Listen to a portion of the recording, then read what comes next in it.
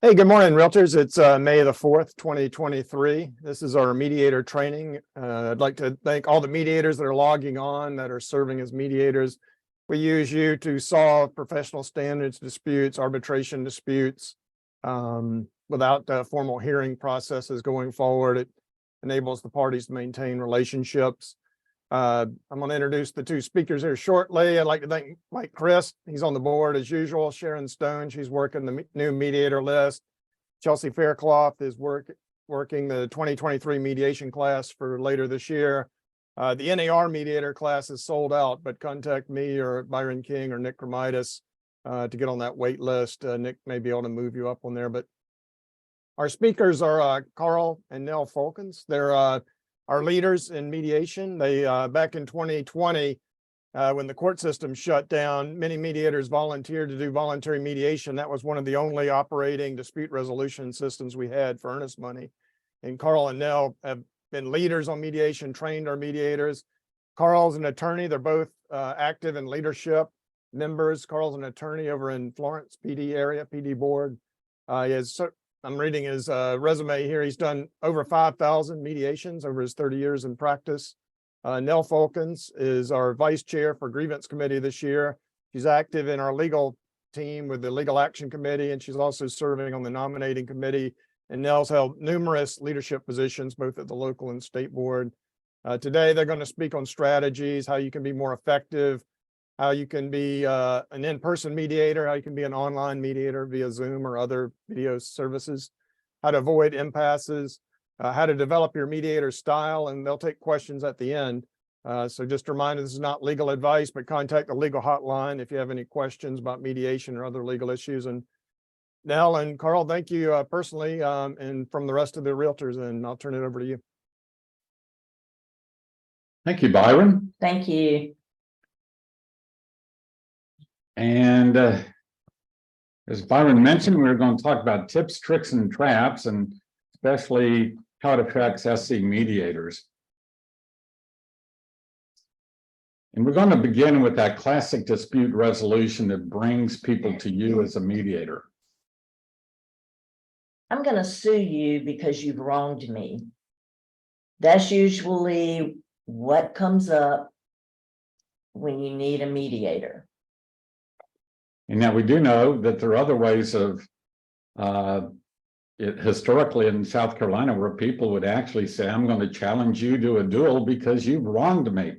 And those are ways that people, I feel like they act like that when they come to you as an SCR mediator. They just assume do dueling, especially when agents go after each other. So what we developed, of course, was the ADR concept of, let's see if we can work this out with the help of someone else without spending years of litigation and spending lots of money.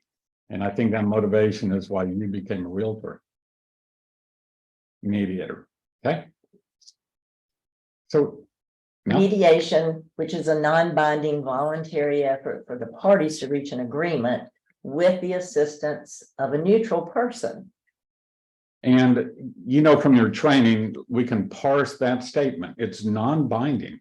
The people can go into it. They don't have to end up with an agreement, and it's voluntary, even though there may be a mediation clause and an obligation in their agreement to mediate. It doesn't force them to have to reach an agreement. And again, the agreement is key in mediation. And of course, with the assistance of a neutral person, that being namely you.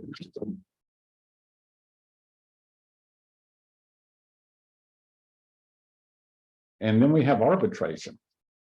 Now, that's a process by which the parties to a dispute submit their differences to the judgment of an impartial person or a panel that's appointed by either mutual consent or by some law that requires them to participate in arbitration.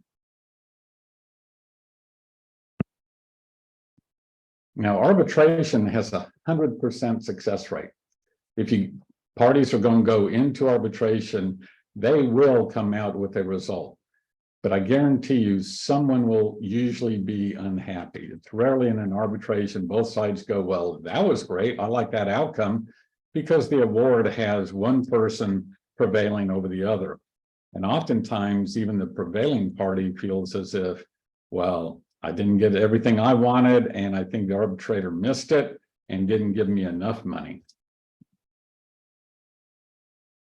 Now, mediation has a lower success rate because it is not an award-based kind of process.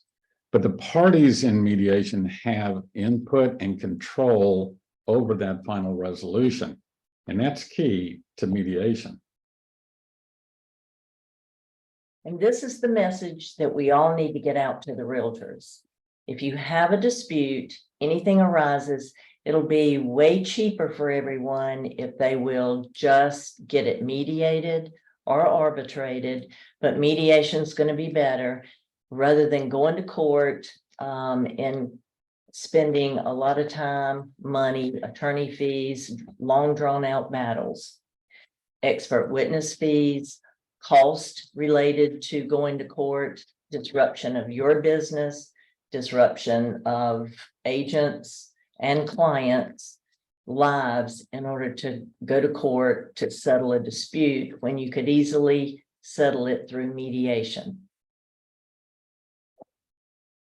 And it's important to talk about the timing of ADR. And as Nell talks about, we need to get this message out to all the real estate professionals around the state. Of course, you're not mediating conflicts within your own association, but you need to be talking it up with your own members. If you see an agent starting to get into hot water, if they're having problems, suggest that they contact the SCR Mediators list, get somebody actively involved. Timing, again, is very, very critical. The notion that you should only do mediation once the whole thing falls apart is a myth. And we'll talk about that some today. So if it's getting to closing, it's about to fall apart, and there are these important legal rights of the parties that are being affected, that is a good time to call for a mediator to come in. It can happen during the closing. You can suspend the closing. Say, okay, let's hang on. Let's get a mediator here. Nell and I, in much of our SCR mediations, we do them on a Saturday or a Sunday afternoon to accommodate the parties, to make it work for them. We'll get a call on Thursday and say, how soon can you get us in? And Nell will say, well, what are y'all doing this Sunday afternoon? So timing in ADR is critical, and we need to be talking this up in our various associations. And that's the mediation message that we as mediators need to be pushing out.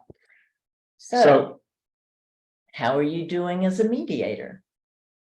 Think about, some of you are very experienced. You've done this for many years. Some of you are brand new. Some of you have only done one or two, or possibly none at all. And others have maybe done 15, 20 of them.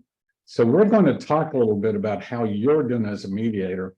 And in that context, we're going to be looking at the topic of 10 mistakes mediators make in mediation, in an SCR mediation.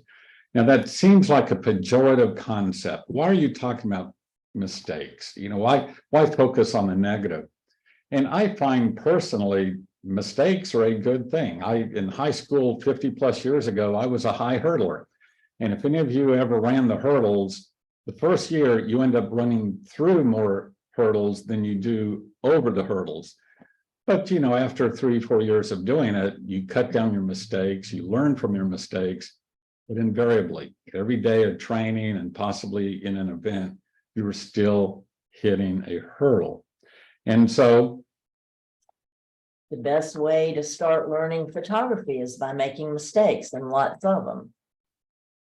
Also, Albert Einstein said, anyone who's never made a mistake has never tried anything new. Winston Churchill, all men make mistakes, but only wise men learn from their mistakes.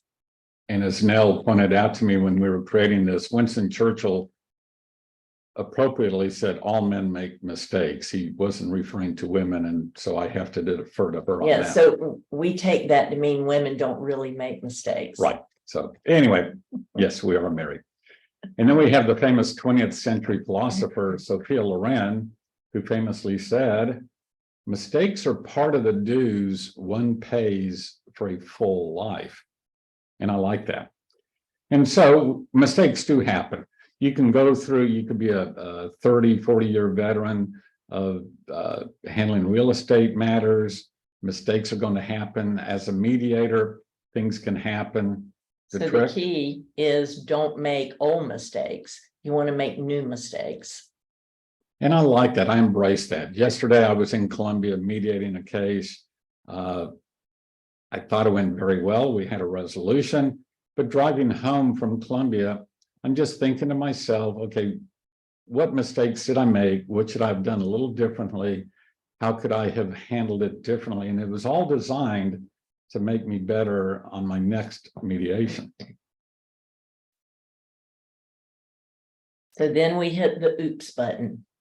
And that's the beauty of being a mediator. You can hit the oops button, move on to your next mediation, learn from the past ones. And we're going to be giving you information today through a fire hose. You know, it'll be coming at you. There's a lot to it. You may feel like some of this is some heady academic stuff. Some of it may seem basic to you. So it's just going to come at you fast and furious. And as Byron pointed out, we will have a question answer period at the end. And if you have any questions, we'll deal with them then. So let's look at this. The number 10, it's failing to ensure all necessary parties will be participating in the mediation. Now, usually when I do a seminar along these lines for mediators around the state, this is usually the last mistake that I end on. But for our purposes, we're going to talk about this one first. And those of you who are old enough to remember the Peanuts cartoon and the long-running, decades-long-running conflict between Lucy and Charlie Brown, in my own mediations today, invariably, every week, people will tell me, oh, I promise you, Karl, the person I'm bringing to mediation has full settlement authority. And we know up until the very end, even the last second of the last strip that Charles Schultz wrote, Lucy pulled the football away from Charlie Brown. Now, how does this issue of authority affect an SCR mediation and the mediators? For a brokerage firm, it's only an agent broker attending. Is the broker in charge there? You want to make sure all the parties are there that need to be there to affect a settlement and make a decision. For the client, there could be multiple clients. Husband and wife, if the husband shows up and later the wife doesn't like that settlement or he calls her, then that could shut the whole thing down. A parent and an adult child or even business partners. You need to make sure all parties are at the mediation. And so the question you need to cover as a mediator, and I think some of us fall short on that, and I know I did, especially early on, was trying to figure out who needs to be there. And in SCR mediations, as Nell pointed out, what happens if just say the selling agent is there, but the broker in charge is not, and the ability to bind the brokerage firm doesn't exist. And so you're having a hard time getting the people to a binding agreement at the end. And that is so successful to the determination of a successful mediation. And so why is this a big deal? We'll talk a little bit about this later in the seminar, but it's about saboteurs. Now, that seems like a harsh word, but in mediation, there are those who want to sabotage a mediation. As Nell mentioned, it could be a husband and wife or significant other. I've had this happen a lot in my mediations. At 4 o'clock in the afternoon, somebody will say, you know what, I'd like to take a break before I sign this agreement. And they'll go out in my parking lot, ostensibly to have a smoke. 10 minutes later, they come back in, they go, you know, I've been thinking about this and I just don't feel good about it. Well, what happened was they went out to their car, they called their wife or their husband or their girlfriend or boyfriend or somebody. And that person said, what are you talking about? You said you wouldn't do this. You said you would hold out for the $10,000. What are you doing settling for $2,000? And I haven't had a chance as a mediator to get my arms around that person. They weren't part of the process. They weren't part of the tinker toy building process, whatever it took to get to that agreement. So that person will unwittingly sabotage the mediation. Even within a mediation, I will oftentimes get, sometimes the agent wants to blow it up for whatever reasons there are, and will try to steer their client away from an agreement, or vice versa. The client will sometimes do that. And as I can get my arms around that person, if you as a mediator can get your arms around that person in the confines of the mediation, you can work with that sabotage, but not if they're not part of the process. So the tip is to be proactive, to get out ahead of that at the outset of the scheduling of your mediation and address it beforehand. Make sure the clients and the professionals are all there that you need to have there, which kind of leads us to avoid that waste of time for whatever time you're setting aside for your mediation, which leads us into that ninth mistake, which is kind of a corollary. And that's failing to communicate with everyone in advance to have the right setup. So you have this concept of needing to get all the right people there. And I will tell you, in the 30 years I've been doing mediations, Nell is an absolute genius at being able to get the parties from the concept of mediation to the table. So what you need: names, relationship, and the titles. You want to know if the broker is coming, the broker in charge, the person, as we said earlier, who can make a decision. You don't want to have to pause a mediation in order to go find that person. You need to get their email addresses, their cell phone numbers. If somebody doesn't show up on Zoom, you want to be able to call them. Also, there may be people on trying to get on a Zoom call and they've never done it before. So often when we have a Zoom mediation, the day before, we'll go ahead and just reach out to those people and let them do a trial run to make sure they are comfortable with getting on Zoom. There's nothing worse than starting a mediation where you have a 30 or 40-minute delay while people realize they don't have sufficient broadband access, or they can't find where your place is for an in-person mediation. Or more and more, I think SCR mediators, and in my position as a court connected mediator, we're doing hybrid mediations. And so that becomes so important to set it up properly. Some people participate by mediation, by Zoom, others are participating in person. And that's the beauty of SCR mediations. Even though you're mediating a case from outside your home association, Nell and I invariably have them from all over the state. And we'll do one where one is in Columbia, one is in Augusta, Greenville, Charleston, and it's all very, very seamless. So having that experience, getting the right setup, spending that extra 15 to 20 minutes to make sure you have the right setup is very important. Then you're going to want to send out a calendar invite. The calendar invite will go to every person that's going to be at the mediation. And you will also, some people may not have their computer set up to get a calendar invite. So you also want to send an email out to all parties who will be attending the mediation. And we have found that email to be really critical, because some people don't have their computer set up to accept calendar invites, to automatically put it into their calendar. And so that email is very important. And the email or prior communication should also discuss things like pay. What is your rate? Are you charging $100 an hour, $200 an hour, or whatever? Are you doing it pro bono? Put that out there, whatever the terms are. And one thing, I think especially young mediators or ones who are new to mediation, it's ensuring payment. After a couple mediations, you realize the party who is disgruntled, the one who feels like they didn't get quite the agreement they wanted, you're then chasing your payment. So you can talk about things beforehand such as, will you require a deposit? How are you going to do that? Do you take credit cards? Some mediators do that. At the end of the session, they take down mediation numbers and credit card numbers, and they process it. But that is critical to do all of that ahead of time. Otherwise, as a mediator, you'll end up chasing your fee if you're charging one.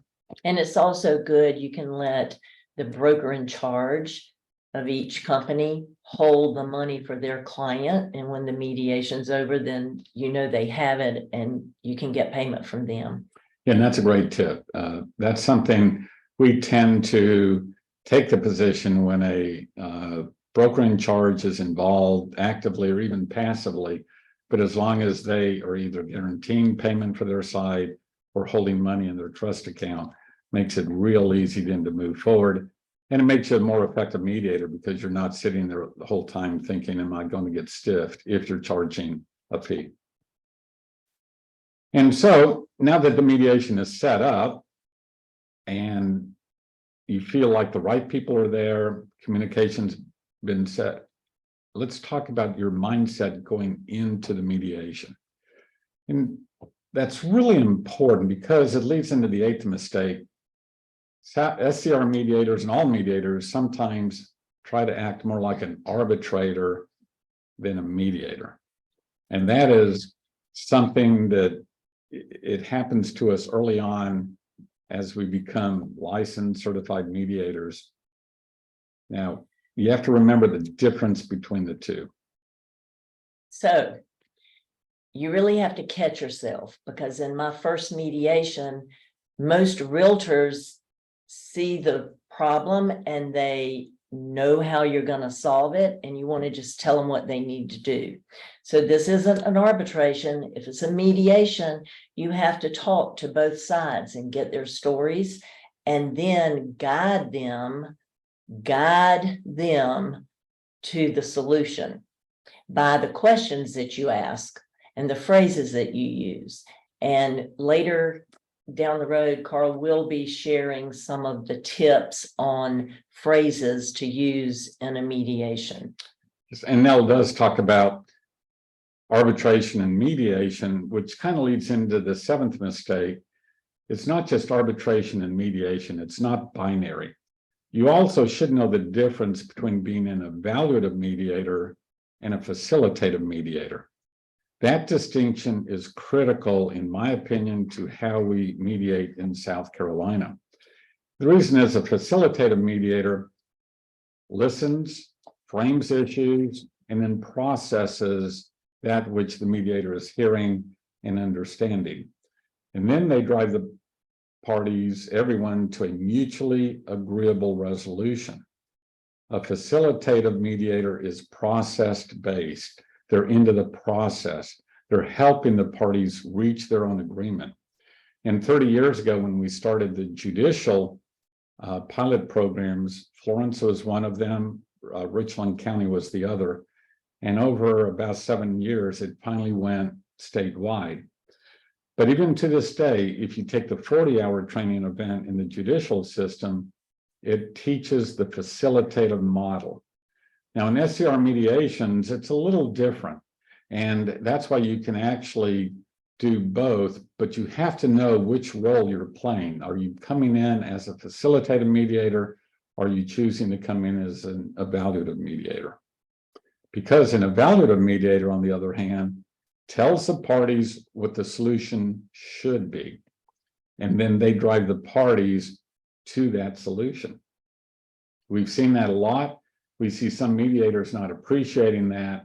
So when they are conducting their first mediations, or even now, some of my dear friends don't view themselves as evaluative mediators, but that's what they do. If you don't know what the value is of your case, you pick that mediator, she'll tell you what the value is of your case. And in SCR mediation, there are many SCR mediators who will tell you, this is what you need to do, this is what you should do, and the whole mediation is spent driving the parties to that solution. Until you have an arbitrator, that's a role you can play, and sometimes you may play that role where the mediation becomes both a mediation and an arbitration. We can talk some about that later on. It's called a med-arb. There's an actual formal way to do that. But if you're not the mediator, where you're empowered with the right to make a final decision for the parties, are you a facilitative mediator? Are you going to be an evaluative mediator? Knowing the difference is very important. So an arbitrator tells the parties what they need to do.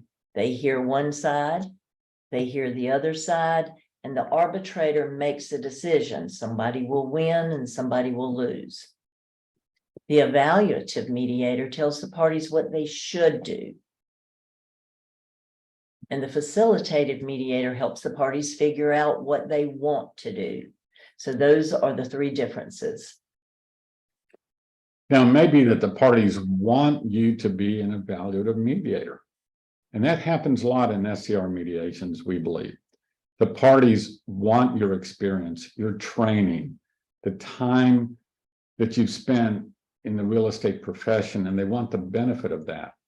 And it may be that the professional who's chosen you and guided their client into mediation, they feel like their client would benefit from somebody with your knowledge.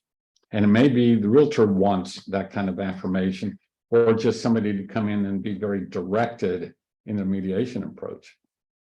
But what's critical is you as the mediator, you as the professional neutral, know which role that you're playing and which role that you're assuming. Now, the trick is to learn transition statements or approaches if you find yourself, and I always like to think I begin one as a facilitative mediator. I'm a process guy. It's how I was trained, but it's also what I believe. I believe in a party's right of self-determination to determine their own agreement at the end. But if I transition into an evaluative mediator, there's certain little tricks on how to make that happen. And one is to say, you know what, I've seen this before. And in that other situation, when I was the listing agent, the parties decided to do whatever it was. Or you can say, you know, I've seen this before. When I saw a dispute over the earnest money, this is what they decided to do. And that's where you're in a very low-key, almost passive way, shifting it from a facilitative mediation into an evaluative mediation, because your subtle message becomes, well, this is what I've seen happen. The message being, you really should consider doing that in your case. Would you mind if I met with just your agent?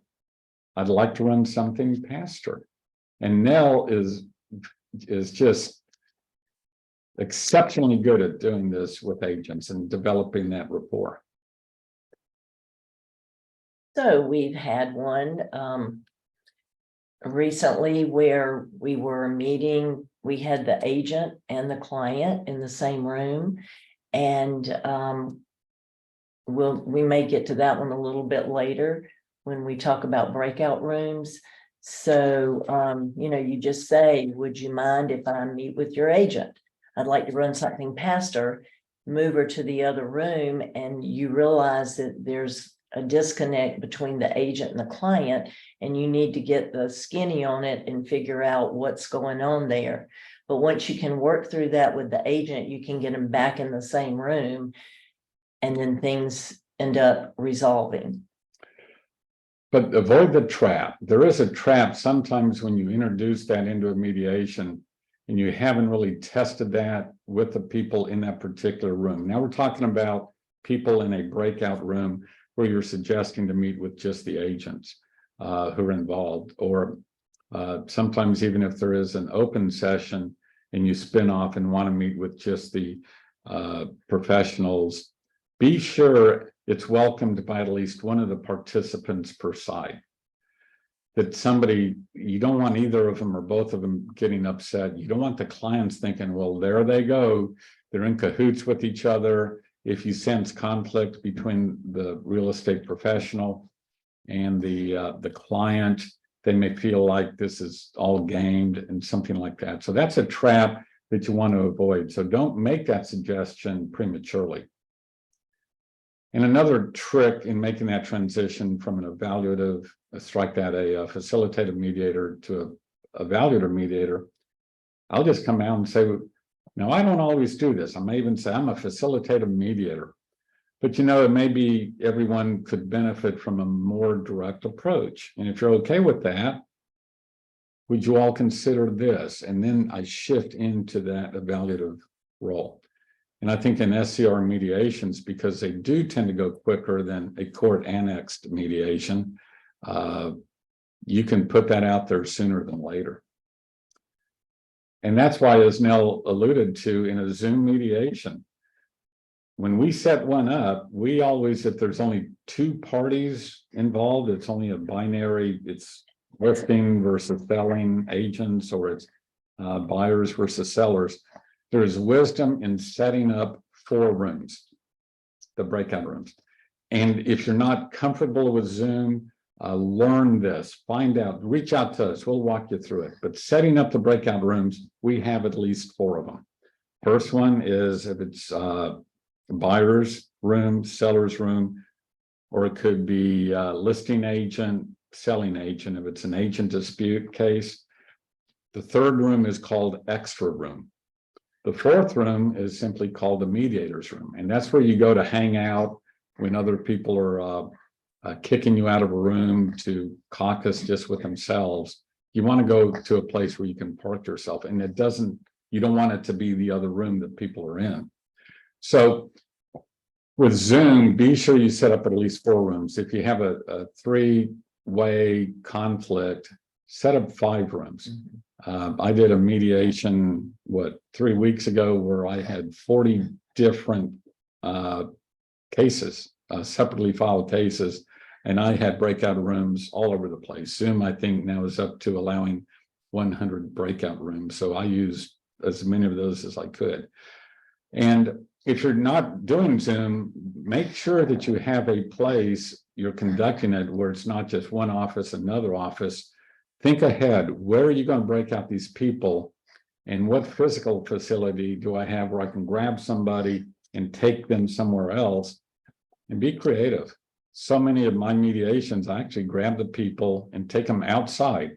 Now, of course, they're more motivated to talk quicker when it's 103 degrees outside, but think about that. Just if I'm at somebody else's office and they've set it up where we don't have that third office space, I'll jokingly say, well, yeah, let me see Bob and Susan, and y'all come out to my office, and I'll walk them out to the parking lot. And that's where we can have that private talk. So there's so much wisdom in being sure that you set that up ahead of time.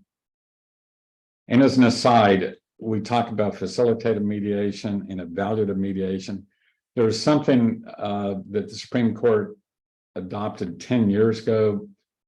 I was on the Joint Commission at that time and presented rules where I had learned in California something called early neutral evaluation.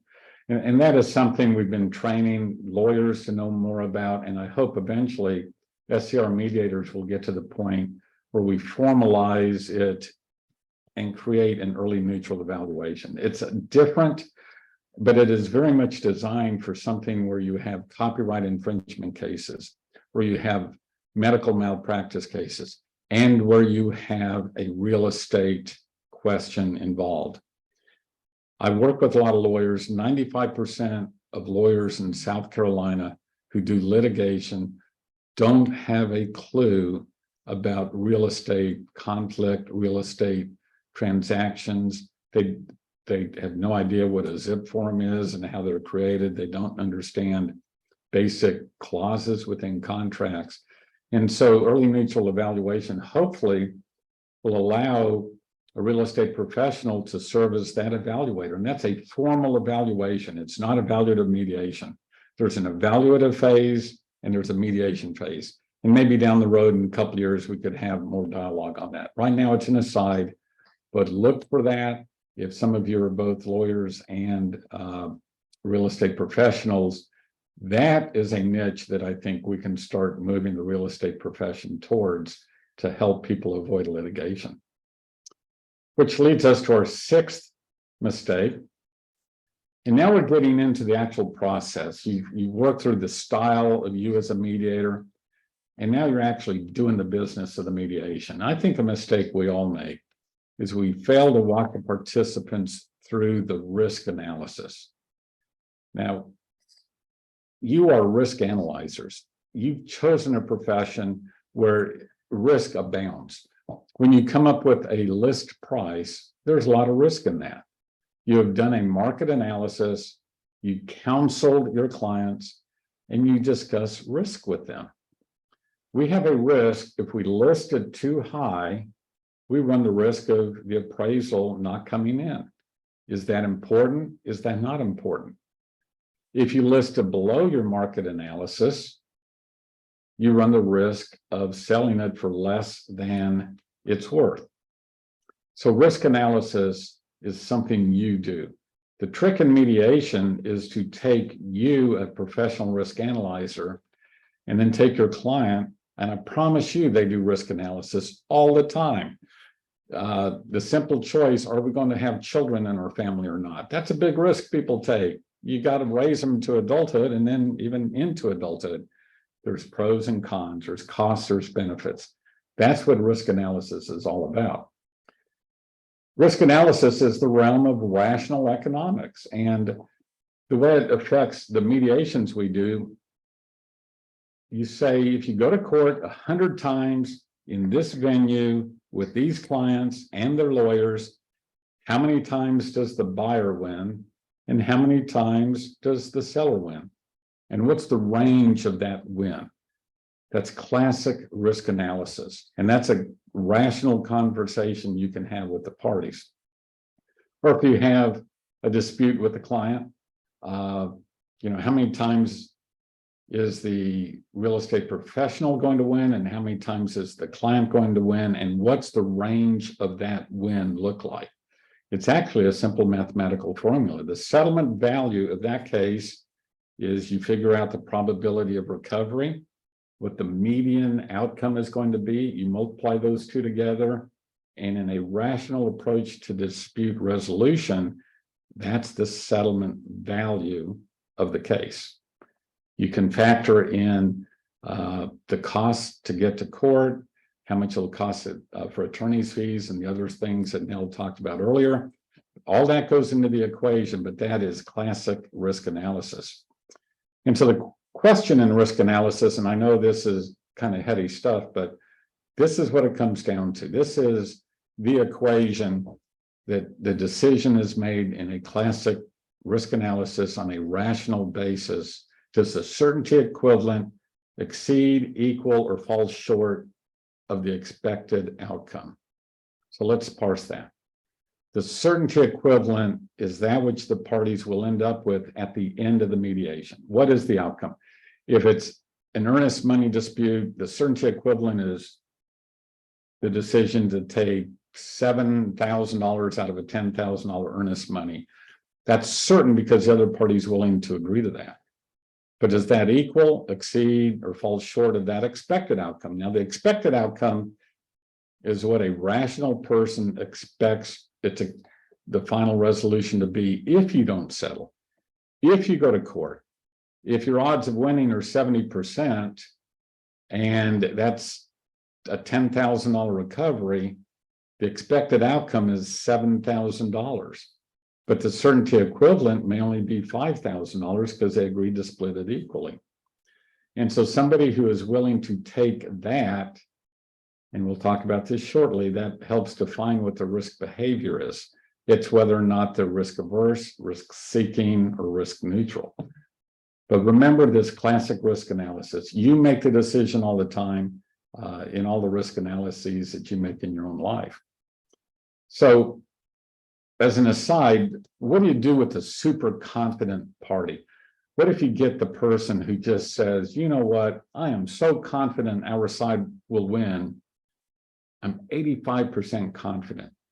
And I know some of you, when you've done these SCR mediations, you will get somebody in who is just so uber confident. They just, slam the table and say, we will always get the earnest money back, always. Or we will always prevail in court because this is a fraudulent Real Estate Condition Disclosure Act violation, and we're going to get attorney's fees. And they're confident. And as Nell will say, don't ever tell Karl you're that confident.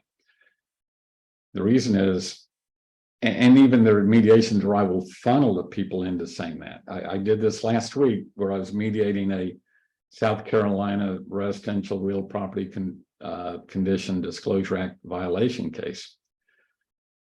Each party was 85% confident they were going to win. Now that's, somebody's wrong and they can go to court and figure out who is wrong. But what I did is I actually funneled both sides into, wow, it sounds to me like you're 85% confident. And yeah, the lawyer said, yeah, that's about right. Yeah, I'm not, and you can always box a lawyer in, by the way, because you can say, well, if you're that confident, will you guarantee, will you assure your client of a victory? And that's a pointed comment I will make to a lawyer in a mediation, even in an SCR mediation. And every lawyer ethically has to say, oh, well, no, I can't guarantee any result for my client. And every smart broker in charge likewise will tell their own client, oh, no, I'll never guarantee that. And then I jokingly say, well, I use the mediation friendly word assure. But what's important is the client. The decision maker heard their own lawyer, their own broker in charge say, well, I'm not going to guarantee it. So that's why when I get them into an 85% confidence level, then I go in for this. And I pause and I look at them and I say, well, I know where you were November the 8th, 2016 at 10:20 p.m. And everybody stops and goes, what are you talking about? And I go, I know exactly where you were. You were doing what I was doing. We were in front of a TV. We were glued to the TV set, and the polls had just closed. The presidential 2016 election had come to a conclusion, and we were waiting for the returns. And if you were doing what I was doing, you had your laptop out. And in my case, I was following the New York Times. And when I'm telling the people this, after their lawyers or their broker in charge has committed to that 85%, I then say, you know what? This is a headline I looked at from the New York Times. Hillary Clinton had an 85% chance to win at 10:20 p.m. on November the 8th, 2016. And then I pause and they all smile. And this even works if you have a conservative Republican group or a conservative, a progressive liberal Democratic group. It works both ways because we know at 11:20 p.m., 12:20 a.m., 1:20 a.m., 3 hours later, that 85% switched to a 15%, 85%, and the next day it went to 100%, 0%, or after a couple of days. Now, at that time, you'll recall all the news media and everybody was just saying, well, the pundits got it wrong. Nate Silver got it wrong. They really demonized the prognosticators, but anyone who said they got it wrong does not understand statistics or probability, because it's the same odds that an NFL kicker has of missing a 34-yard field goal. 15% of the time, an NFL kicker will miss a field goal. Okay. So last Sunday, and actually that comes in 1 out of every 6.5 times. 1 out of 6.5 is 85%. 85% of the time, something will happen. 15% of the time means it'll happen 1 out of 6.5 times. So on any given Sunday, with 16 games being played, there's on average 21 field goals, maybe. And 3 of those field goals are going to be missed. So on November the 8th, and I tell people, on November the 8th of 2016, if I took my entire 401k and somebody says, you have to put all your money, your whole retirement or your children's college fund on either Hillary Clinton or on Donald Trump, which one are you going to put your entire college fund for your kids on? The rational person would have put it on Hillary Clinton. And we would have seen, and we do know now, how that would have turned out for them. And so when I go down that path with people, I'm teaching them about the concepts of risk analysis and applying it to their case. I also sometimes bring up this funny meme. Those of you who remember the movie Dumb and Dumber, the Drew Carey character is begging to have a date, and he says, "Do I have a 1 in 100 chance?" And she goes, "No, it's more like 1 in a million." And I'm Jim Carrey, not Drew Carey. Jim Carrey famously says, "So you're telling me there's a chance?" Okay, that makes my point. It seems silly when it's 1 in a million, but if it's only 1 in every 6.5 times over these very super confident participants in my mediation, it will then help move them into a, yeah, you may be right. I don't want to be the Hillary Clinton at the end of this litigation process that'll take 2 or 3 years. And so if I can ever get the parties even to the point, and this works so well in earnest money disputes, if I can get them thinking about coin flips, about maybe if it's a 50-50 probability, you flip a coin, and I'll even say, well, let's do this. Both of you are so confident, maybe me as an outsider, and somebody like Nell can say, I've seen this before. You know, you can go this path, you can go that path, but it may just be an equal likelihood of prevailing. Let's all agree right now, we'll sign an agreement and we'll flip a coin. Let's just flip a coin. Heads, you get all of it. Tails, you get none of it. The other side gets it. And what you're doing is gently pushing the people into appreciating risk analysis. And that is so critical in mediation. And it's what we were charged to do. It's the reality check in mediation that we were charged with doing. And once I can get them to do that, and if you factor in, you know, cost of litigation, opportunity costs, time value of money, all those things, you're a long way to avoiding impasse and getting an actual agreement. And so remember, the 6th mistake is failing to walk the participants through the risk analysis. And it leads us into the 5th mistake, which is failing to appreciate the participants' risk attitude. So we just had this discussion on risk analysis, a rational way of approaching the dispute. But in mediation, it's more than a rational approach. And that's why the question we ask then about risk behavior is, and I mentioned this before, are the parties, including the professionals, including their lawyers, are they risk averse, risk neutral, or risk seeking? People who are risk averse want to avoid litigation. They will give up even more than a rational person would give up because they just don't want to have that conflict. If they're risk neutral, they're weighing the pros and the cons and coming to a correct, rationally based decision. And then there are those who are risk seeking. I don't care how much it will cost to go to court. I'm right, they're wrong, and it costs me $20,000. I don't care. I'm going to win. I'm going to get my $10,000 earnest money back. So that's a question to ask. But you as a mediator, ask yourself, what are they communicating? And we're going to talk in a minute about what communication really is. What are they communicating that leads you to believe what the risk behavior is? Another question is, do their words match their actions or threatened actions? When they threaten to take it all the way to court, watch the words that they're using. But it's not just the words. Now, this leads me to a field that I've studied now for about 20 years that I absolutely love. And the question is, why do people make choices which others find to be irrational? So we're shifting away from a rational-based decision-making into behavioral economics. Behavioral economics is a study of psychology as it relates to economic decision-making processes of individuals and institutions. Individuals, those are the clients. Institutions are the brokerage firms. They can be the insurance companies, everybody.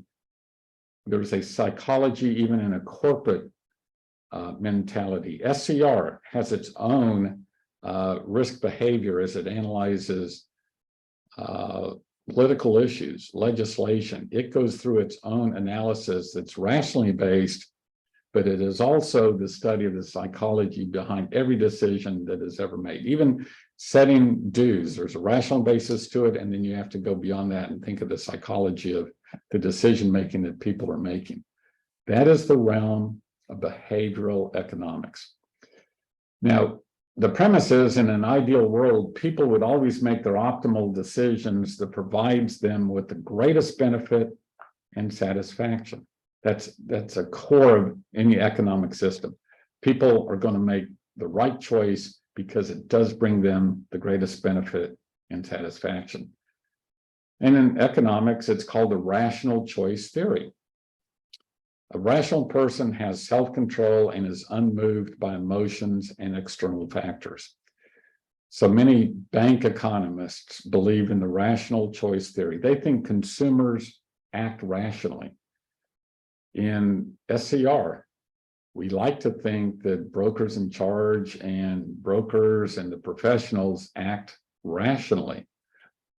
I promise you, Nell, who serves on the ethics committees, and everyone who works on the ethics side of the house in SCR, see that people don't always act rationally in the choices that they're making.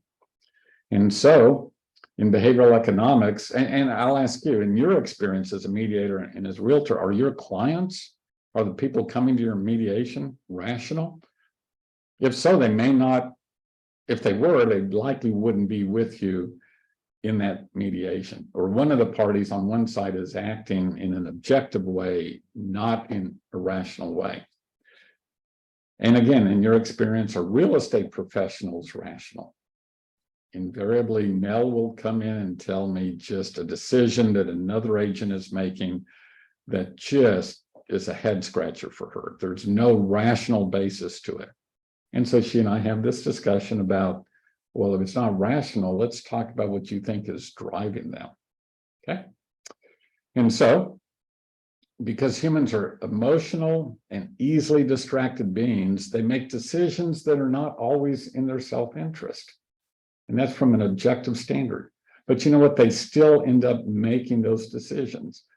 And in preparing for this, Nell and I went through a whole bunch of different ideas where we've seen this in our own practices, in our own lives, in our own families. So this notion of rational consumers, rational participants in every real estate transaction, it's a myth, because people are easily distracted and they are emotional. So there's actually, this is something that's developed over the last 20, 25 years. There's Nobel Prize winners.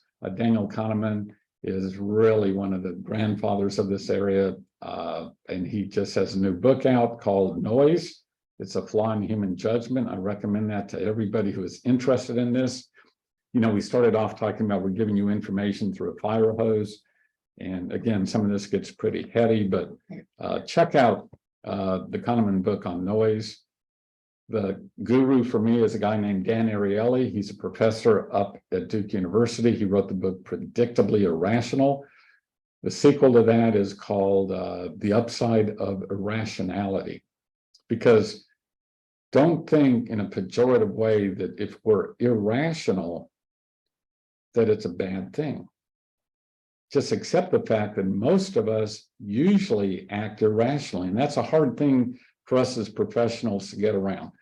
But I assure you, if Nell had a chance to spend an hour with you, she could tell you all the irrational ways that I have acted throughout our marriage. But in my own defense, I just say, well, you know, that's the way we are. So anyway, another book, many of you may have read this. It's been out for what, about 15, 20 years now. It's called Freakonomics. The sequel to it's Super Freakonomics. There's even a section in there about real estate professionals. Stephen Levitt and Stephen Dubner, I'm sorry, talks about why do real estate agents sell their homes for more money than they sell their clients' homes? And he goes through all the data and explains it from a behavioral economic standpoint, why we do that. And it's a fascinating read. It was very controversial when it came out. Now, these are economists who are simply looking at the data and reaching generalizations and conclusions. It's a fascinating read. So instead of getting into a book like The Predictioner's Game, which is like reading a graduate level course on economics, Freakonomics, it's a fun read. There's all social issues, analyzing it, why people make different social choices, which are economically not in their self-interest. Now, the one book I would like to talk about, and I will tell you this is a secret of mine. I don't share this with a lot of people. Co-mediators, I do a lot of training with for mediators on the legal side. I don't share this with a lot of people. It's a book I discovered about 4 years ago, and it's by Chris Voss. Chris Voss is a former, well, let me start with, he asked the question, what makes a successful negotiation? Now, the book is such that I think everyone who is an SCR mediator, you could write half of the book. It's just classic negotiation. It's not a book on mediation. It's a book on negotiation. And you could write half the book. None of it's going to be new. And so many of us were trained under the Harvard Negotiation Project, the book, Getting to Yes. Some people train on that. Some real estate associations train on the book, Getting to Yes. I was trained on, let's get you build on the small yeses. Well, with Chris Voss, he was the chief negotiator for the FBI in hostage taking, both domestically and internationally. So he would always talk about if he showed up at a bank hostage situation and there were 4 hostages, he would say, it wasn't a successful negotiation if they ended up with 2 hostages and I got 2 hostages. That's not a successful negotiation. And then he goes on and discusses little tidbits that you can take away and apply right now to your mediation work. But it's such a good book. You can apply it to your own office setting. I only want Byron to know about this because he can use all this against Nick and everybody else at the SCR office. It has so many gems. But one thing he does is, instead of looking at getting to yes, he points out there are 3 different kinds of yeses. So instead of getting to yes, he talks about embracing the no. Part of that is the counterfeit yes. So even though somebody said yes, and this happens a lot in mediation, somebody says, yeah, it's counterfeit. They really don't mean it. It's easier to say yes than to say no, because it's an escape route for them to say yes. And some people just give the confirmation yes. It's innocent, it's reflexive. But in mediation, what we are going for is the commitment yes. And again, Chris Voss, what I love is he doesn't preach getting to yes. He acknowledges the commitment yes. That's where you want to end up. That's the signature on the agreement. But you have to embrace the no. And Chris Voss does a really good discussion about the 4-letter word that starts with F. We all deal with it all the time in mediation. You hear it, they come in, they talk about it, and it's that 4-letter word, fair. How many times have you heard brokers or clients come in, or lawyers say, I only want what's fair? There was a judge in South Carolina up in the upstate who famously would say, whenever anyone said that in court, you want fair? The fair comes around every October. This is a court of law. There's nothing fair here. Okay. Tough way to look at the word fairness, but it's also something that Chris gives you a real good handle on. How do you help people work through the concept of fairness? Because it is not objectively defined. By definition, it's not objective. And so the trick through all of this concept of communication in behavioral economics is to study their language. And if you notice, I talked about earlier, what is their language that leads you to believe if they're risk averse, risk neutral, or risk seeking? I didn't say words. And because of that, there's something called a 7-38-55% rule. It's based on the research, and Chris Voss's book does really good study in this. It's by a university professor, Moravian, who came up with it. I think some of the data and even Chris Voss kind of misinterprets it, but it's a good generalization. It stands for the proposition that 7% of a message is based on the words. 38% of it comes from the tone of voice. 55% of it comes from the speaker's body language and face. Look at those percentages. Okay. 7%. And I mean, Nell will tell you that's very true with me. If she asks me a question, you know, what do I want to do this weekend? Do we want to go to the mountains or Charleston or stay here? Whatever answer I give, she's got the written answer, the verbal answer that I actually speak.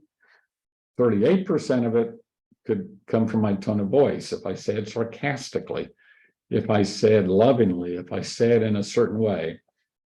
But a lot has to do with my body language, folded arms, back turned, my head cocked one side or the other. And that's what happens in mediation. And so you as an SCR mediator, if you are not in tune with the party's language, and not just their words, spoken words, but their entire gamut of language, you're missing it. You won't accurately gauge their risk behavior. You may be miscommunicating their risk analysis, okay? And so I put that out there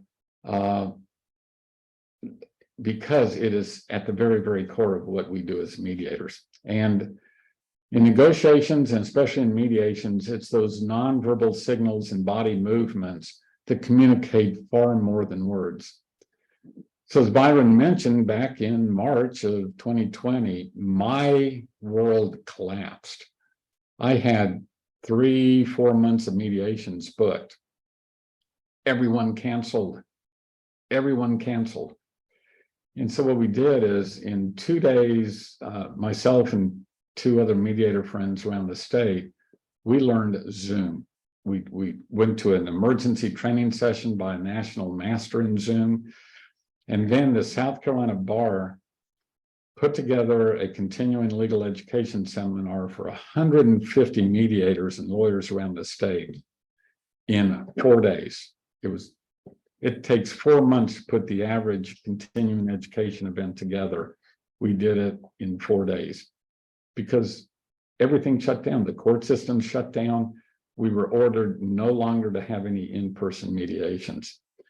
And we were concerned when we went to Zoom mediations. I remember, I even wrote a blog article on this, that settlement values would go down, people would check out, and you lose the opportunity in a mediation to look at a party's language. Now, the 7% is there because they speak words, of course. The 38% is there because the tone of their voice still comes through. But there was a concern by me and all the other mediators in the state that I can't see their body language. But you know what? We coached up people. A big thing I'm a fan of is everyone in a mediation on Zoom has their own camera. Nell right now and I are actually in the same room, but we have separate cameras. And sometimes when we do that, then I'll look while another lawyer is talking, I will zoom in on what the opposing party and what the opposing layperson is thinking, looking at their body language, how they respond to it, how they're sitting in their chair, do they have folded arms? So in Zoom, that never materialized. 3 years later now, Zoom to me is just as effective as in-person mediations. Now, there is a trap with all of that. As we talk about behavioral economics, and let's move on to some of these fallacies that you as a mediator in a behavioral economic environment have to put up with. One of them I love, and this a real estate mediation that fell through 2 weeks ago for me, the sunk cost fallacy. Now, a sunk cost is a cost that has already been incurred and cannot be recovered. Okay. The case I had, They had spent $120,000 on attorney's fees to resolve, and it was a real estate condition property issue, to resolve a $75,000 issue. And we impassed because somebody said, I have spent this much money, I cannot settle. Look how much I've sunk into this case already. And that is a fallacy. You know it from like the Concorde. Those of you old enough to remember the Concorde jet, supersonic. You could get to New York from London 2 hours quicker than with a regular jet. But the British government, the French government wasted millions of dollars over decades. And towards the end, they were pouring tens of millions of dollars every year. And the taxpayers, the pundits were going, why are you putting all this money into the Concorde? It's losing money, it's hemorrhaging money. The response was, look how much money we've sunk into the Concorde. We cannot quit now. Folks, that is a fallacy. And that fallacy happens not only in mediation, but also in litigation. And it's like these poor souls, you know, how can we abandon ship? Look how much time and effort we've already put into these efforts. Well, you know, right there, that is a metaphor for a lot of my mediations. Well, you know, we just have to keep bailing. We have to keep going to court. We have to keep generating all these resources and time, because look how much effort we've already put into this. And so it impacts a mediation, it impacts your mediation, and it also impacts litigation going forward. That's something we need to be talking about in our mediations. And the trap, of course, is if you don't work out your mediation, the parties are heading to the courthouse. I'm a big fan of statistics and probability, and I use those paradigms a lot. And I gently ease the people into statistics in a courthouse setting, statistics and probability at a roulette wheel.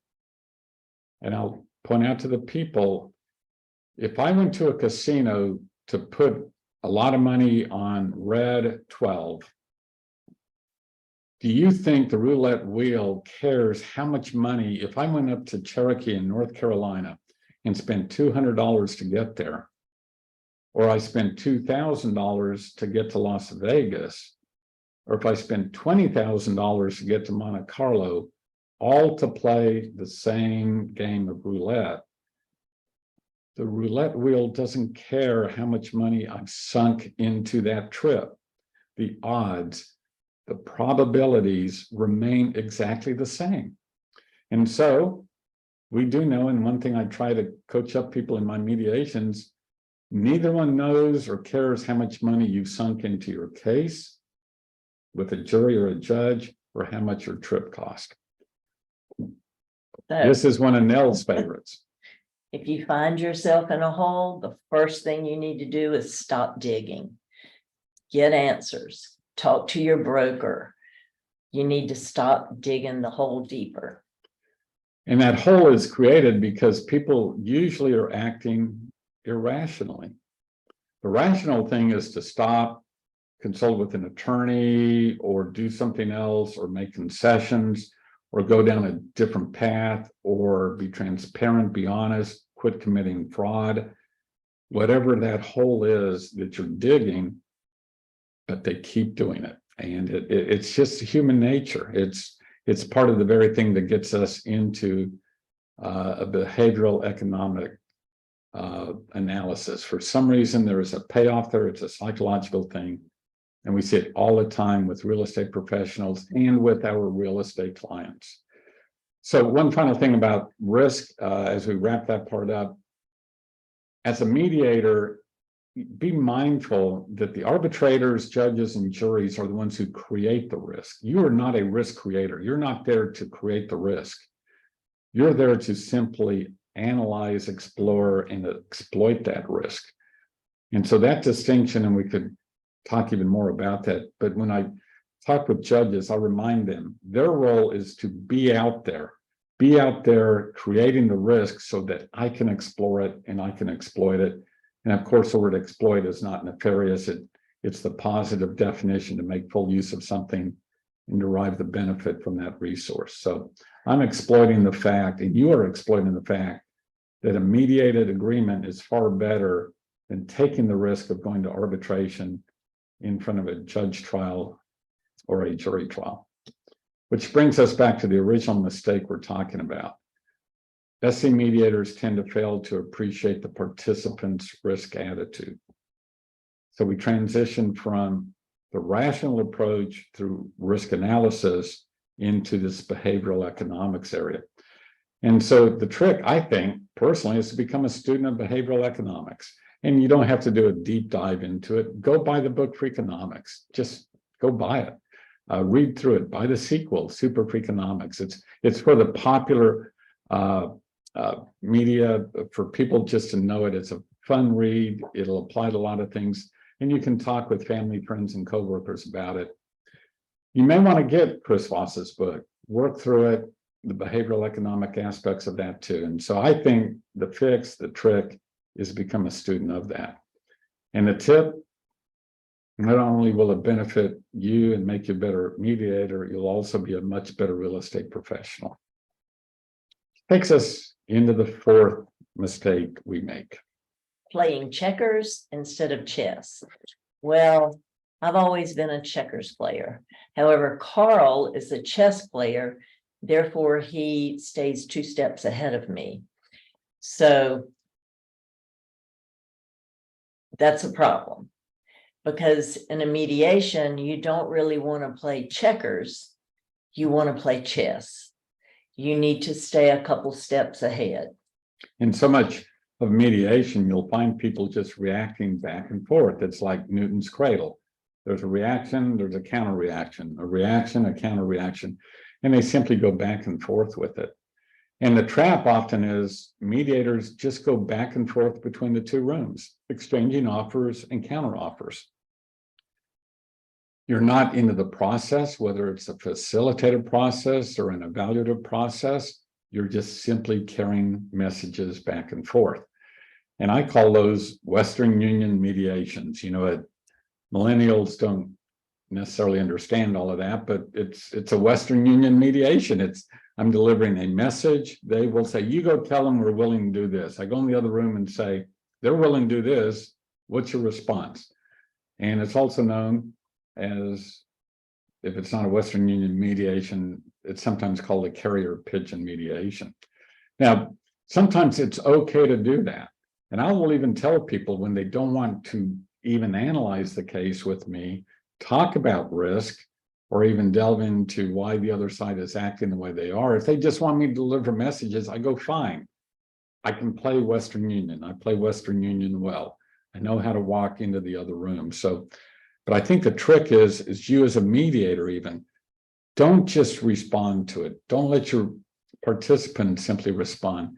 Playing chess is the key. You got to play chess. You got to think, you got to strategize. As Nell said, in checkers, you're just responding to the other person's move. In chess, you got to think 2, 3, 4 moves down the road.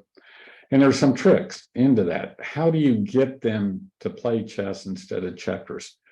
You can ask certain questions like, if the sellers were willing to do X, what would you do in response? See, the seller hasn't done X yet. But you're getting them to think, well, what if down the road, 2nd, 3rd, 4th move, they decided to do X? Well, what would you do in response? You're getting them to think progressively, think further down the road. Another transition phrase that I like is, what do you think the buyers are willing to do at the end of the day? I tell people the effective way to get a case resolved is for you to think about your case through the other side's eyes, and they need to view your case through your eyes, and their case through your eyes, excuse me. And this simple question, what do you think the buyers, or what do you think the sellers are willing to do at the end of the day? That's a tougher question to ask than the checkers question is, you tell me what you're willing to do at the end of the day. People don't want to tell you that. They may not want to tell you that. They may want to play the negotiation game. So I ferret that out of them by posing it, well, what do you think the other side is willing to do at the end of the day? And that will give you as a mediator some insight into what you think their own evaluation is of their own case. Another transition phrase I like is, what do you think is keeping the other realtor from agreeing to this? Okay. I'm not asking that professional what's keeping them from agreeing to it. What do you think the other person's hang up is? And that forces them to play chess. Another one I like is, I will say as a mediator, instead of putting that on the table now, whatever it is they came up with, what if we put that aside and focus on resolving this? And when you have a multi-issue case, that's a very important way to do that. Instead of talking about earnest money, let's go talk about canceling the closing or whatever the issue happens to be. And so instead of reacting to their number, what if you approach this differently? These are all phrases that you can use. And the trap is also checkers and chess. The number of moves in a mediation is important. That is not true. That's very much a myth.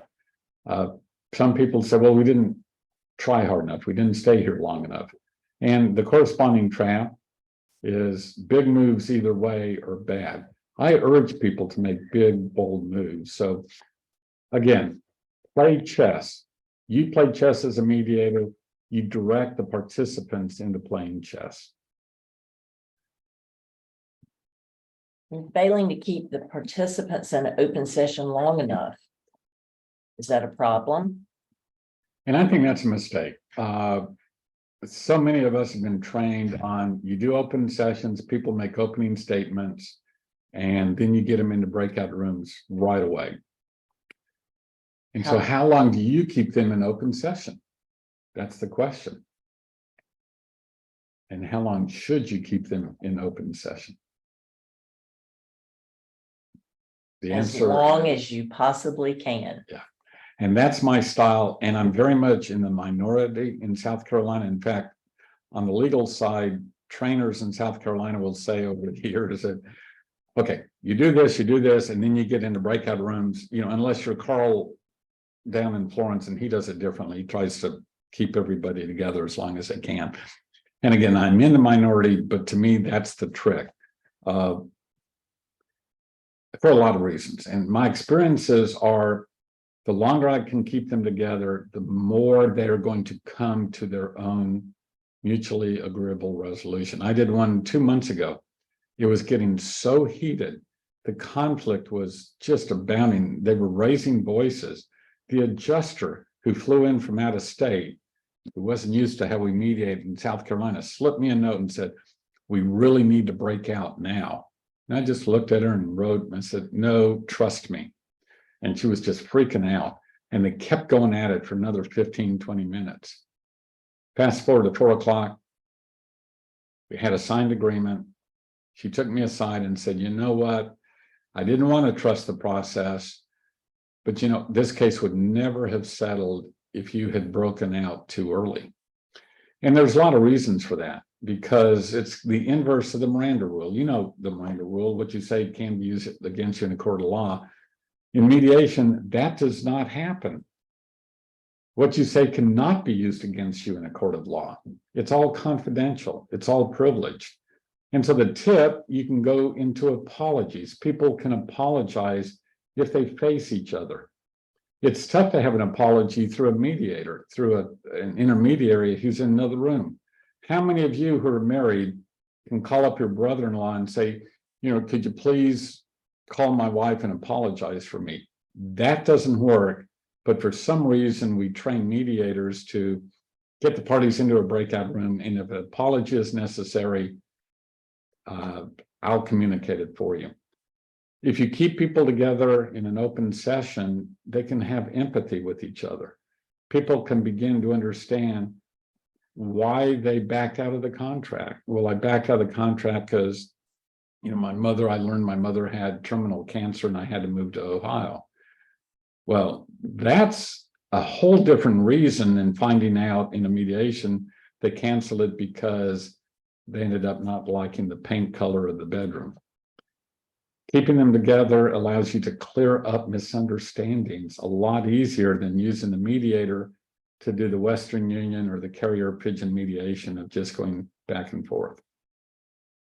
And one way I encourage people to do that going into an open session is to talk about what would you like the other side to know about your position that you think they don't know. Now, I assume I've read everything they've submitted to me. Instead of rehashing the facts, tell each other what you think they don't understand that's keeping you all from reaching an agreement. Now, especially when I get a lawyer involved in an SCR mediation or even other mediations, so many are trained to say, I don't like saying much in opening, so we'll talk more with the mediator about our positions. They're chickens for a lot of reasons, and we can talk about those later, but that is very much a trap. That is wrong, and that's why I like trying to keep people together as long as possible. So for you as an SCR mediator, I would urge you to try it on your next one. Keep folks in open session as long as possible and see how that works out for you. And one reason, if I might add, is that may be the only time you have to speak to someone on the other side, like the other agent, the other broker in charge, that you would not be able to talk to unless you're in open session. Yeah, and that's the ethical thing, because you know, you as a real estate professional cannot ethically talk to the other side, except when you're in an open session in a mediation. So it is a missed opportunity if you don't do that. Which takes us to the number 2. Assuming a side is all on the same page, and no, they sometimes are not. So as you see by this, one is rowing one way and the other, which is the client, and the agent is rowing in an opposite direction. And I mentioned earlier, we would come back to what I'd started telling you about. We had this exact thing happen in a mediation. And what happened is the client was certain that the repairs would be made after the closing. The agent knew it was over, but had not communicated that to the client. And once I realized that, I just asked to pull the agent to another room, and he realized it. We were able to work it out, got him back in the room together, and we were able to get the mediation settled.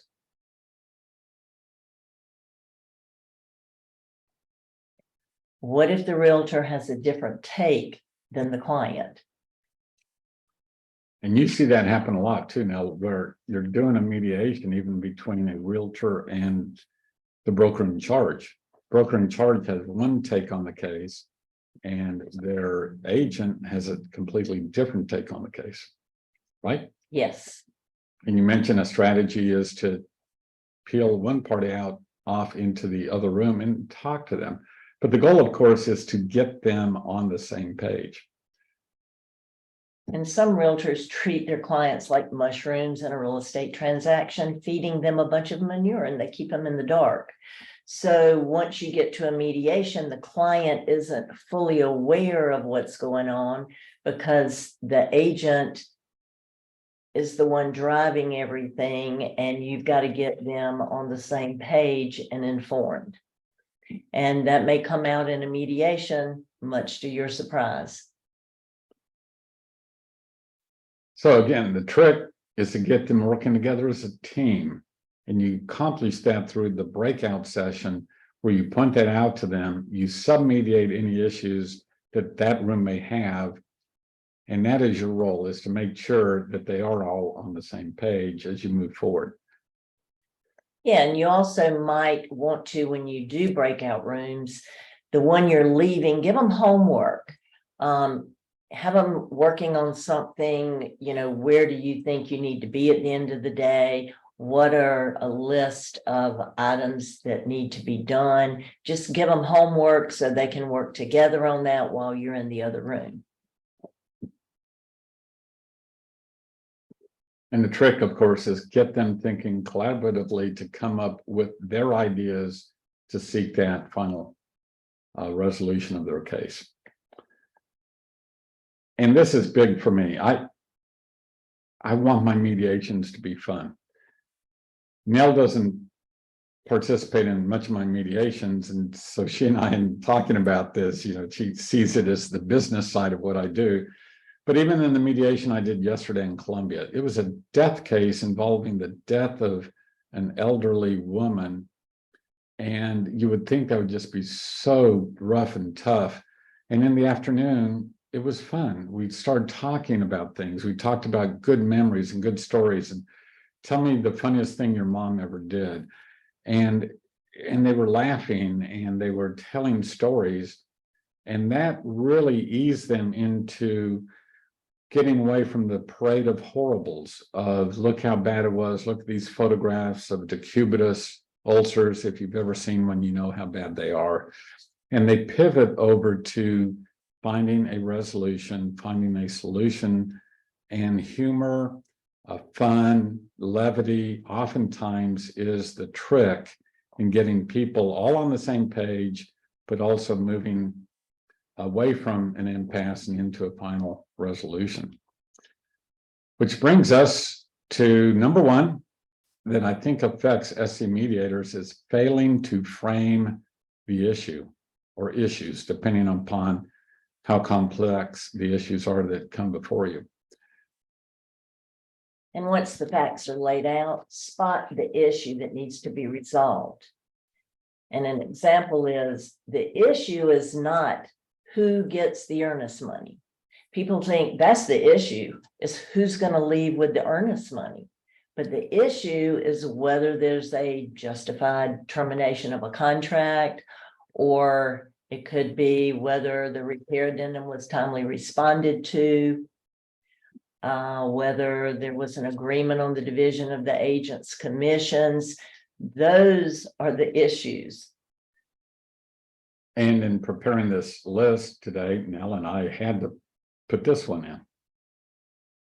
Oh, yeah. And this one just happened. Whether the buyer's cold feet justifies their canceling a closing the night before the closing. And True story. And if that ever happened to you, you know exactly the emotional component of it. And the reason for doing it was they just got cold feet. And so the issue isn't what do we do with the earnest money? Do we proceed with litigation? Do we hold them to the contract? The feeling, the visceral feeling was they didn't attend closing because of cold feet. And so when that case gets to mediation, you as the SCR mediator needs to hone in on both the emotion that comes into framing that as they got cold feet and canceled the closing the night before, but then you need to parse it down to, okay, was it a justifiable termination of the closing? And it's not just, well, what the solution is, that's not the issue. It's the justification in that case for the breach.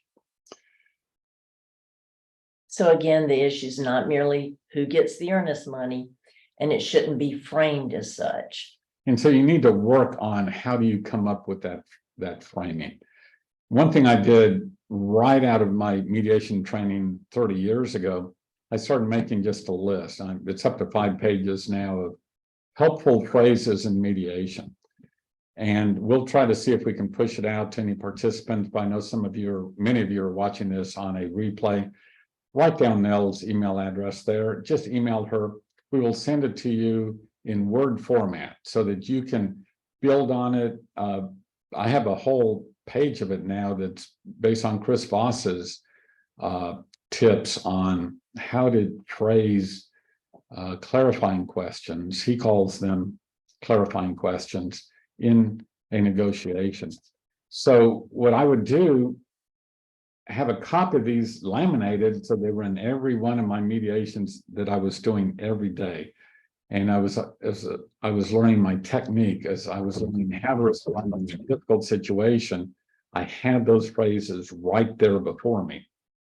I finally got to the point where they were kind of basically memorized, or I knew how to respond in just about any situation. Now, the kind of mediations I've done over the years have been very complex, very involved, and you develop a point where you just know how to respond. But even now, every 2 or 3 months, I get that list out, I add to it, I rephrase or reframe some of those phrases. And like, oh yeah, that's right, I can use that. So it's a helpful list. And let's just run through some of them. Somebody's anxious, arms folded, they're sitting back. You just ask them, well, what about this? What about this process? Or what about this afternoon together doesn't work for you? Or, couch it, phrase it in the positive. What about this works for you? Those kind of questions get the people thinking. What would you need to make it work for you? You're eliciting from them their ideas for resolution. You're not in that role of telling them what the solution is. You're helping them figuring out what they need for it to work.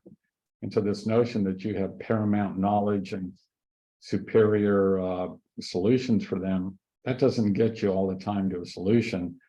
These kinds of phrases help them tell you what they see the solution being. And I'll say something like, to pull it out of them, it seems like there's something here that bothers you.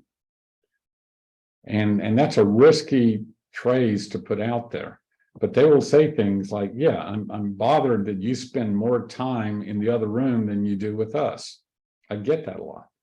And then I always tell them, well, you do realize my client is the agreement. So I'm working on the agreement. And just as a matter of practice, I tend to spend more time in the room that's hurting my client. So the fact that I'm spending 3 times as much time in the other room should tell you that maybe they're the ones who are keeping us from reaching an agreement, in my opinion. So it's a soft pedal way of letting them know, yeah, don't be upset that I'm in the other room all the time. That could be where the conflict lies, and that's where the impediment is to a closing. But I get that out when I ask that very simple question. It looks like there's something here that bothers you. They may say something like, I feel like my agent's selling me out. Or they might even get mad at their broker in charge. She doesn't have my back. That's a good, simple, non-threatening way to get that out of a participant who is disengaged from the process. And in Chris Voss, I told you about embrace the no, and don't always just settle for the yes. This is one, he teaches you how to ask clarifying questions that elicit a no. And my favorite is, have you given up on this mediation? So when you see them taking off ramps or detours or talking about irrelevant stuff, I'll just pause and say, have you given up on this mediation?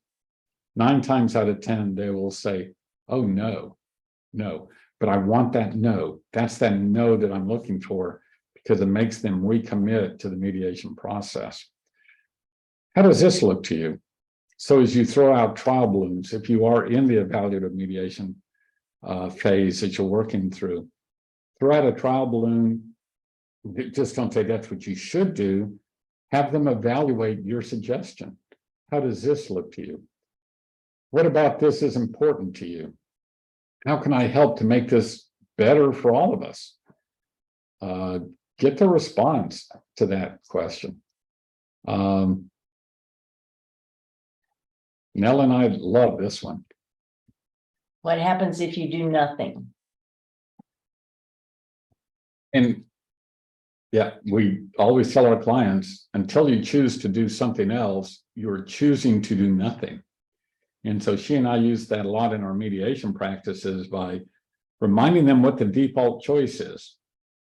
Doing nothing is the decision, maybe to end up going to court. And then you follow, what does doing nothing cost you?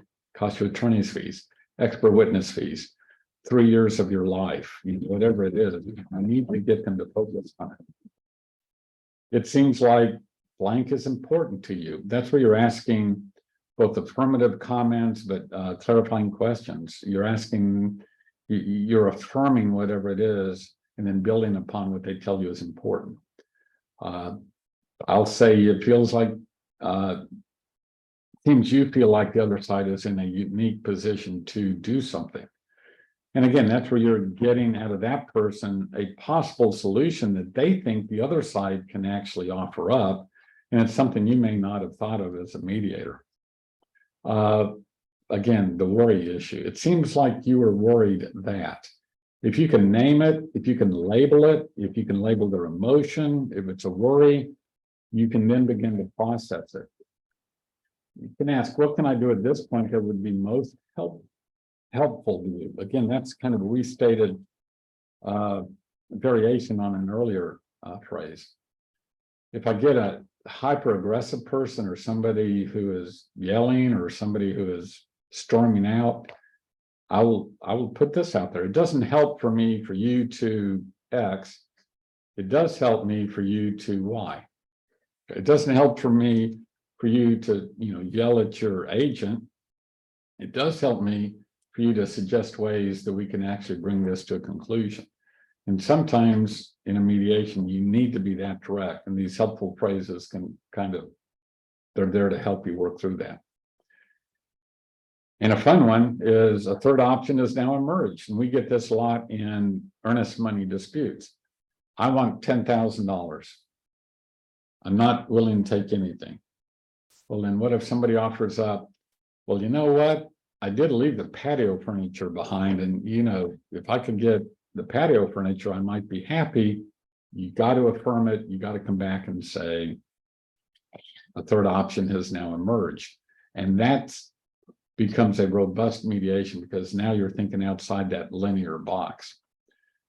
One thing I like to do is the Columbo technique of, I'm sorry, I'm confused. Can you help me understand? Especially when they're talking nonsense or they're, talking about stuff that just doesn't make rational sense. That's a good line. I use that a lot. If they're angry, it's sometimes important for you to show empathy, to show affirmation, to let them know that their anger is understandable. And what are you going to do with it now? One saying I use a lot in mediation, but keep in mind that which angers you controls you. And you don't want the sellers controlling you anymore, do you? You need to evict them out of your head. And maybe this mediated settlement will help you evict them. And so that's a way of saying, yeah, your anger is understandable, but now what can we do proactively to get to an agreement? So the trick is keep those helpful phrases handy during the mediation. And once you're comfortable with them, still review them periodically. And thank y'all so much for joining us. We're going to do question and answers now. And we certainly hope that you've learned something because Karl truly is the master of mediations. Well, okay, we'll open up the chat. Does SCR have forums to use for mediation? I have not seen one. Maybe Byron can jump in on here. There is the forum. Yeah, I'm sorry, there is a link to it. Byron did click on the forums. Yes. And Anthony has talked about any other questions. Please feel free to go ahead and post those. Yeah, another tip. Don't be the judge, jury, and executioner. Byron posted that. Mediators help the parties to hopefully arrive at their own mediation agreement. And again, as Nell pointed out, we really have to resist that. When you hear them come to you, wow, I mean, you have in 3 sentences, you know what the fix is. You know what they should do. And then I like Byron's sense of, yeah, go ahead and execute them. Tell them how they're wrong and get it over with. And yeah.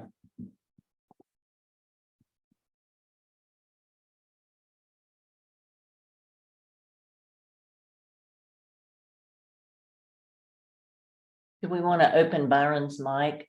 Yeah, Byron is confirming acting as an arbitrator is a common mistake. And now I will add sometimes and it could be the subject of a true advanced course on mediation. There's something in mediation circles called Med-Arb. And in a Med-Arb, and the ethics of it are very dicey. And so in a Med-Arb, and I do 1 or 2 a year. So they're very rare, probably 1 or 2% of my mediations. You go into it agreeing that we will mediate, but if at the end there is no agreement, we agree to submit it to binding arbitration. Half the time it's to me playing both roles. Other time it's we hand it off to another arbitrator. So I work with the threat of the arbitrator making the decision, creating the risk while I explore the risk with them. If you're going to get into that, again, the ethics are, you're telling the people you can be in a breakout room, very confidential, what you tell me can't be used against you. But in a meet-arb, it's very different. I tell them at the outset, be mindful of what you tell me in a private session because it can and will be used against you in the arbitration phase. So that's kind of important if you dabble in meet-arb, and again, that's probably better left for an advanced course on this, but it is out there. Just don't resort to that where you are playing the role as arbitrator unwittingly, and that's kind of important. Unless they've asked for an arbitration initially. Karl, can you discuss how the South Carolina bar mediation process works for realtors who may become involved in litigation? Yeah, these are two very different systems, but your SCR mediation, it can be called for in the standard contract language. But when they get into the court system, there's also the court annexed requirement of mediation. Now, there are two components of that. The new ADR, the ADR rules will allow the parties to agree that even an SCR mediation will qualify for the court annexed mediation. It does not have to be under the ADR rules in court. And you can even begin to offer yourself out as an SCR mediator. The requirements to be certified in our state, you can't do this in North Carolina, but in South Carolina, if the parties both agree that you are an appropriate person to be a mediator by training, experience, and your knowledge of real estate, you don't have to be a lawyer. So as I spread the word about what SCR mediation looks like, I'm suggesting to attorneys, why get a lawyer? Because 95% of them, and if 95% of the lawyers don't understand real estate issues, 95% of the lawyer mediators don't understand mediation. Understand the real estate components of a real estate process. I assure you the ones I've worked with recently didn't have a clue what actually goes on when you ask a client to sit down and fill out the real estate real property disclosure statement. They didn't even understand how it's even signed or how you get it to the person. So you all down the road, my vision and Nell's vision and Byron's and everyone's is we make this really a robust offering to all of our citizens in the state. Gerald asked, is it possible to observe us in actual mediation for training purposes? Sometimes we do that. We occasionally do involve other mediators to do it. For some reason, I get a lot of judges. I get appellate court judges who are retiring, and they think, oh, wow, mediation's cool. You just sit back and listen to people and make money. And so some of them I will have sit in on my mediation. So that's something we do on a kind of a case-by-case basis. Yeah, we'd be open to it. And then, Nell, do you see your mediation skills helping you in your real estate practice? And it does, Byron. You see different types of issues, and then you learn real quickly you never want to get caught up in that in your own real estate practice. But you also have seen both sides with issues, help them to resolve it. So you try to resolve your own when they arise prior to having to go to mediation. And every realtor who will take the training course will be a better real estate professional. Absolutely. And on the lawyer side, we get a lot of lawyers who will take the training not to become mediators, but to understand the process better. And so everyone who's on here, it makes you a better professional. The question was asked by Gerald Stahl, if given a choice, would you rather mediate in person? I gave an opinion to a group of lawyers and judges 3 months ago that at that time in my own practice, 40% of my practice is exclusively on Zoom.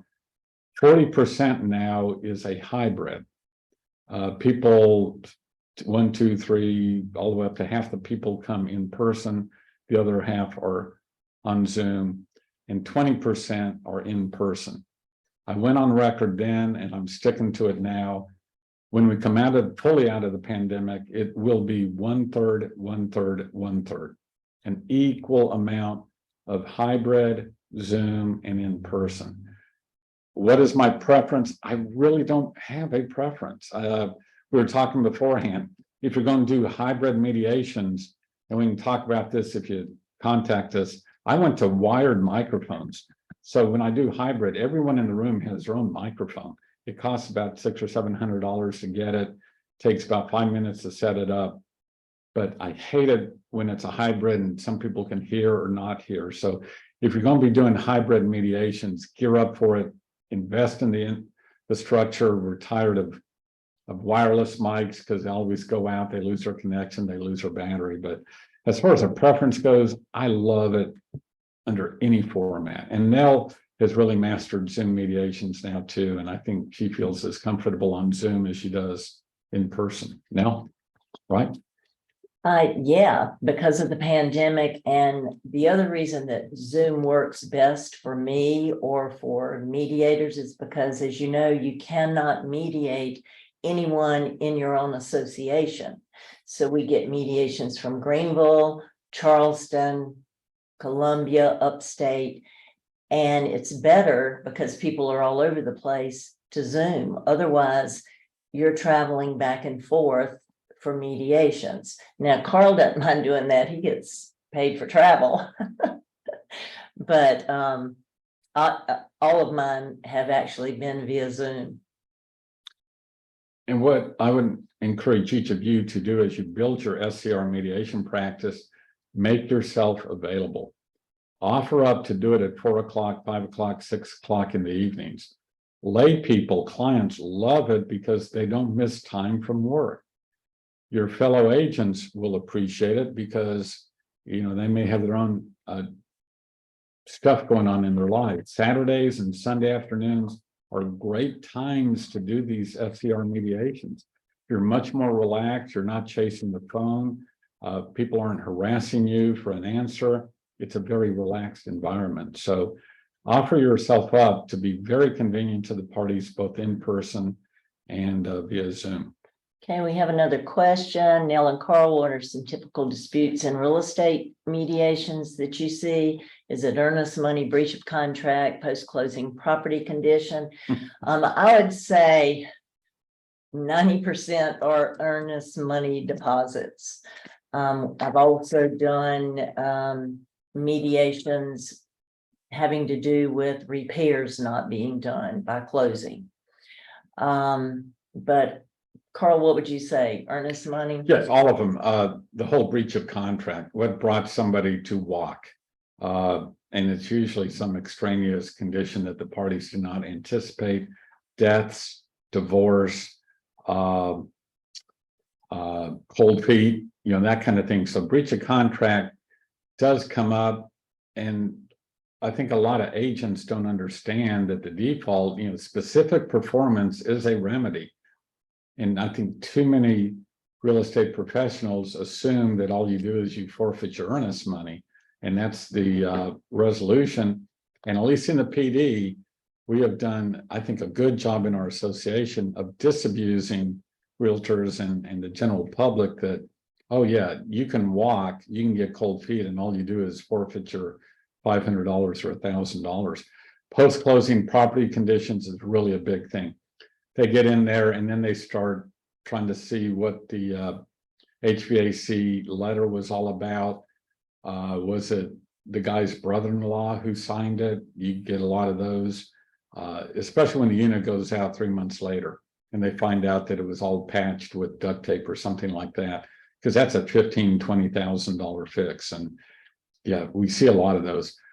But lawyers, I'll tell you this, many lawyers are seeing a lot of money possibility in South Carolina Real Property Condition Disclosure Act cases because of the discretionary attorney fee provision.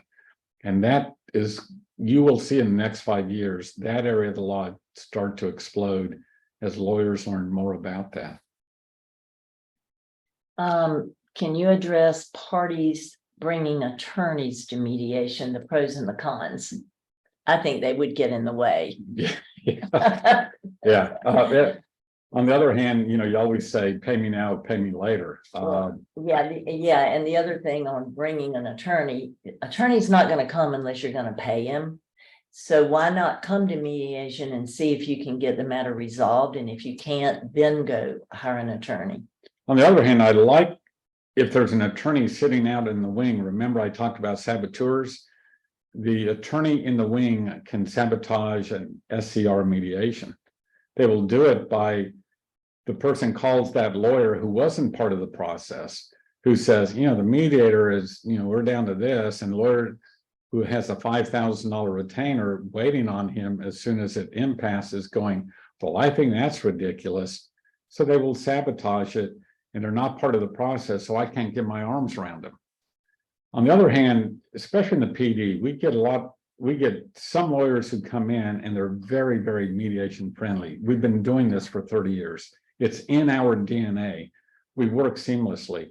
So personally, I welcome them, and I know how to pick at them. I know how to set them up. I say that lovingly, but you know, I'll make the client turn to them and say, what's my litigation budget?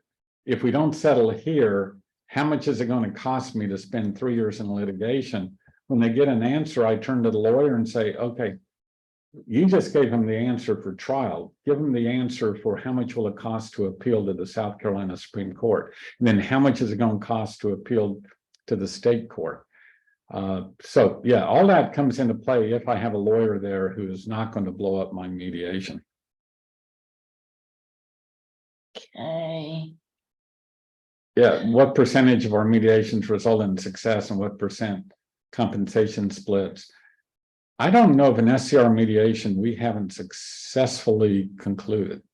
All of ours have been successful, but one, and that was a client versus an agent. Yeah. And the agent just said, absolutely. Well, I was the ombudsman on that. And when I called to talk to her, she said, I will not do a thing. I did nothing wrong. That's how it is where we live. And tell him I will see him. He can file a claim if he wants to, and I'll be glad to go. And I believe the client did, and I think she may have won that.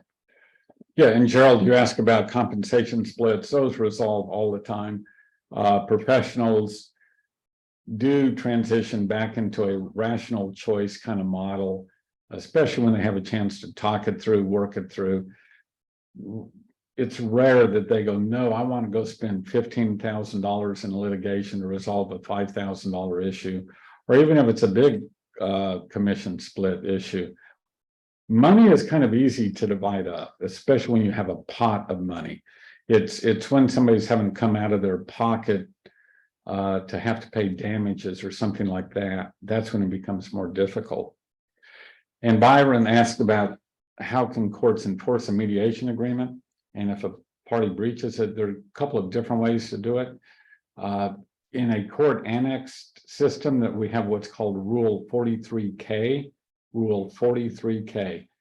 If you don't know it, you need to go look it up. It simply allows a party to enforce an agreement in a mediation if it involves a lawsuit that has been filed. So if the lawsuit has been filed and it gets to you, and you have an agreement that is signed by both the attorney and by the client, then it is enforceable. And if there's an insurance attorney involved, and we get that sometimes, they don't even have to have their client's signature or the insurance company's signature. They alone can sign it. If a court action has been filed, it is enforceable by the court. Now, if it's just an SCR mediation, you can actually put in the agreement that says, if a party fails to honor this agreement, the other party may sue for breach and would be entitled to their attorney's fees. Now, you could actually build that poison pill into your mediated settlement agreement. Now, I like that. But I've done this where if a party breaches it, I take that and I put that in the bank. I write the other side and say, you breached the mediation agreement. We're going to go ahead and go to trial. If we lose, we're going to sue you for breach of contract, because the difference or value is what you promised to do and what we ended up with at court. And if we do better, then hallelujah. So by you breaching the agreement, you have just guaranteed me a final outcome that's better than I will get in this agreement, because I get to stay, swing for the fence, and still hold you responsible. Every time I play that card as a lawyer, as a litigator, the other side goes, oh, you're right, let's not breach the mediation agreement. So that's how you do that. Any other questions? Well, we'd like to thank everybody for tuning in. And again, if you want that list of helpful phrases, just write Nell, and we'll shoot it out to you. Thank you to, just as a citizen of South Carolina, for what you do to help people. Scripturally, on, the Bible talks about blessed are the peacemakers, for they shall be children of God, and that is what you're doing. I don't always want to infuse religion into any of this, but it also talks about, if you have a disagreement with your brother or sister, work it out with them. But if you can't, bring in a third.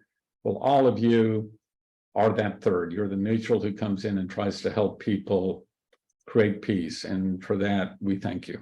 And if Byron, if you happen to have emails for everyone who registered, if you can send them to me, then I'll just go ahead and shoot out the phrases, Karl's tips, to everyone. Well, thank y'all, and have a good rest of the day and upcoming weekend. Bye-bye. Thank you. Bye-bye.